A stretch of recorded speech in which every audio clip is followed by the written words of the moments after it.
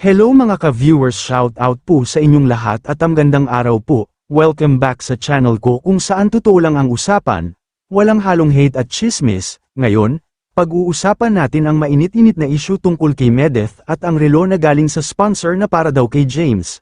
Handa na ba kayo? Tara, simulan na natin. Recently, may naglabasang issue galing sa isang certified hater ni Medeth. Ayon sa kanya, hindi raw ibinigay ni Medeth ang relo na galing pa mismo sa sponsor relo na malinaw na nakalaan para kay James. Grabe diba? Parang gusto agad palabasin na may masamang intensyon si Medeth. Pero teka lang, bago tayo mag-react, alamin natin ang buong kwento.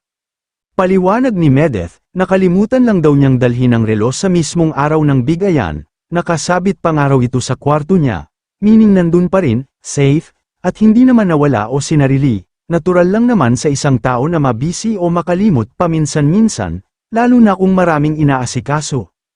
Pero imbes na unawain, itong basher, ayan na naman sinamantala ang pagkakataon para siraan si Medeth.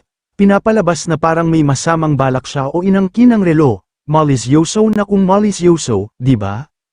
Ang masaklap pa, pinapalaganap niya ang ganitong narrative sa mga supporters ni Medeth. Parang gusto niyang sirain ang tiwala ng mga tao gamit ang isang simpleng pagkakalimot, hindi na ito healthy criticism, malinaw na pambabash na ito.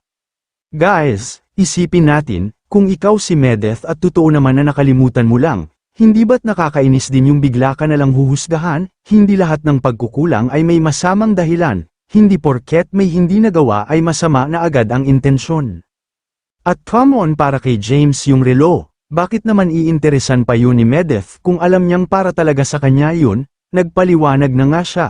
Pero ang ibang tao, talagang ayaw tumanggap ng paliwanag dahil gusto lang talaga manira.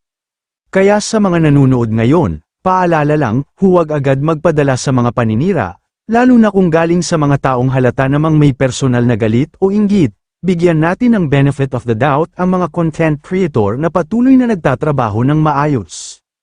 Support, not hate, at kung may misunderstanding, pakinggan ang paliwanag bago tayo manghusga. Once again, this is Jazzy TV, always here to share the real side of every story. Like, comment, and share kung agree kayo na unfair ang bashing na to. Don't forget to subscribe para sa mas marami pang real talk. Stay kind, stay smart, and stay real. Hanggang sa susunod, Paulem, maraming salamat po sa inyong lahat.